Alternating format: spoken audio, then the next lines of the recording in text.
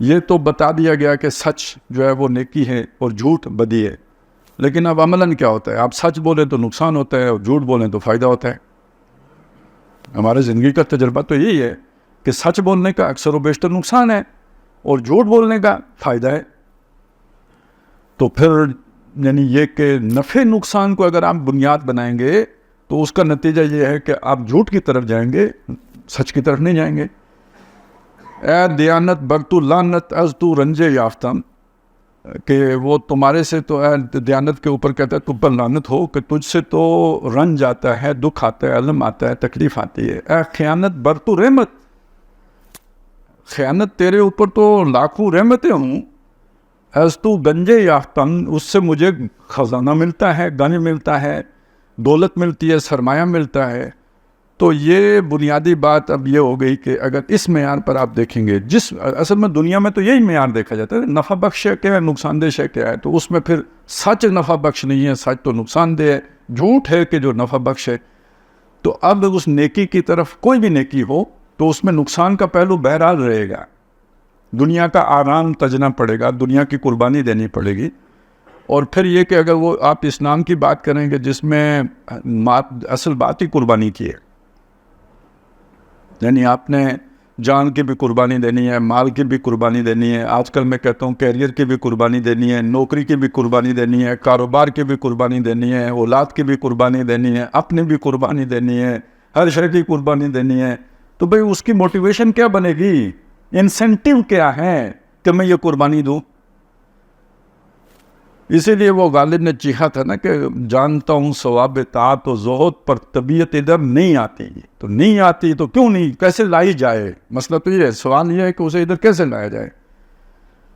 تو اس اعتبار سے ایمان بالآخرہ، اور صرف ایمان ہی نہیں، جو میں نے آیت آپ کے سامنے تلاوت کی ہے اس نے یقین کی بات کی ہے، والذین یؤمنون بما انزل الیک وما انزل من قبلک، یہ ایمان بالرسالت کی بات ہوگی، جو ایمان رکھتے ہیں اس پر جو ہے نبی آپ پر نازل کیا گیا یعنی قرآن، اور اس پر بھی جو آپ سے پہلے نازل کیا گیا ہے، یعنی یہ کہ تورات اور انجیل، وبالآخرۃ ہم یوقنون، اور آخرت کا تو یقین رکھتے۔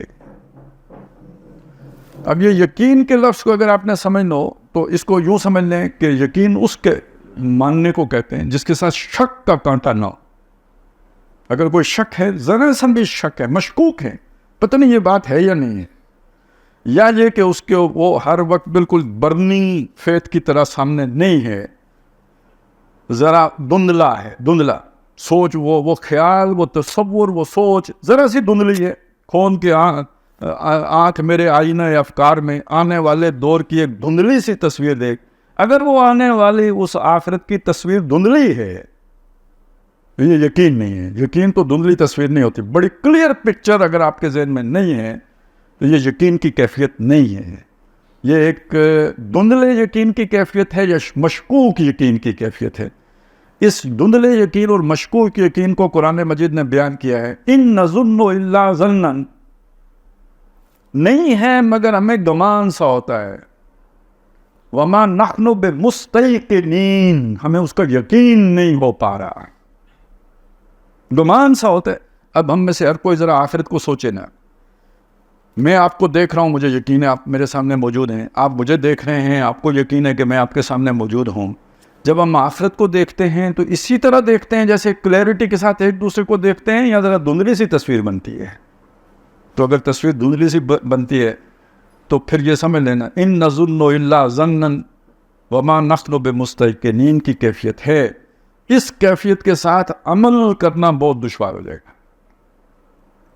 لہٰذا اس کو جو نا قرآن مجید نے یہ بتایا ہے، چلے میں ایک اور طرح سے بات آپ کے سامنے رکھوں کہ جو آخرت کا یقین ہے نا، یہ آپ کے اندر جو جس جذبے کو پیدا کر دیتا ہے، جو موٹیویٹنگ فورس دیتا ہے یا ڈرائیونگ فورس دیتا ہے، اس کا نام قرآن مجید کی اصطلاح میں تقویٰ ہے۔ دیکھیں تقویٰ کے لفظ کو ذہن میں لے کے آئے، بنیادی مفہوم تقویٰ کا کیا ہے؟ بچنا۔ تو کس سے بچنا؟ دو معنی کیے گئے ہیں، ایک معنی یہ کہ اللہ کی نافرمانی سے بچنا، اور دوسرا معنی کیا ہے؟ اللہ کے عذاب سے بچنا۔ تو عذاب کہاں آنا ہے؟ آخرت میں آنا ہے۔ تو اصل بات یہ ہوگی وہ آخرت کا یقین ہوگا تو بچنے کا جو ہے نا جذبہ پیدا ہوگا. یہ جو بچنے کا جذبہ پیدا ہوگا یہ نافرمانی سے بچانے کے کام آئے گا.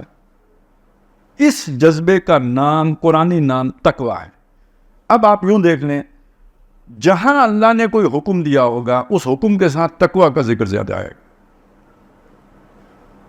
فَاتَّقُوا اللَّهَ مَا اسْتَطَعْتُمْ وَاتَّقُوا اللَّهَ وَاتَّقُوا اللَّهَ. یہ کوئی صفحہ ہو بلکہ کوئی سطر ہو جس میں تقویٰ کا ذکر کسی نہ کسی بہانے نہ آیا ہو.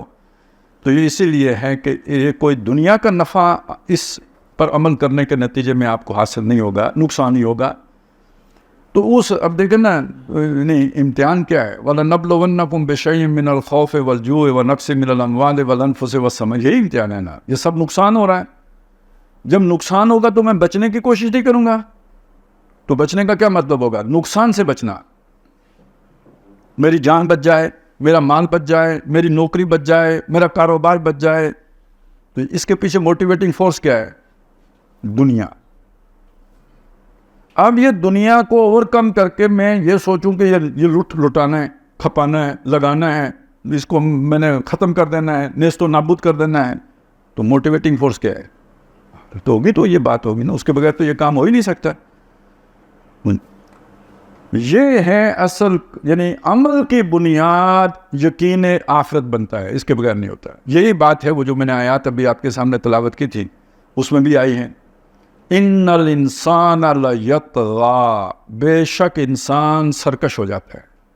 آج کل طاغوت کی بحث بہت ہے نا, یہ طاغوت کا لفظ اسی سے بنا ہے. طغیانی پہ آ جانا, حد سے نکل جانا. انسان اپنی حدود سے آگے نکل جاتا ہے, پامال کر دیتا ہے, سرکشی پہ اتر آتا ہے.